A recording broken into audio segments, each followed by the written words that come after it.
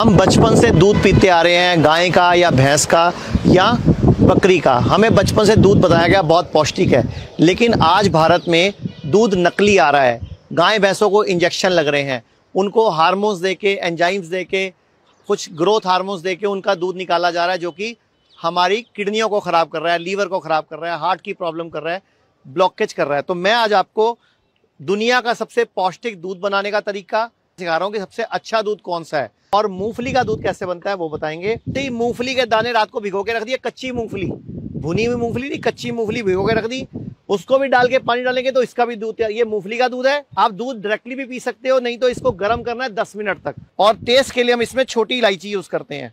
तो ये तो दूध पीने का हो गया। आप देखो, तो ये आपकी बड़ी से बड़ी बीमारी में आपको हेल्प भी करेगा और स्वस्थ होने में आपकी मदद भी करेगा। मैं आचार्य मनीष हिम्स डेराबस्सी से यही चाहूंगा, पूरा भारत स्वस्थ रहे, पूरा भारत निरोगी रहे, अपना डॉक्टर खुद बने। धन्यवाद।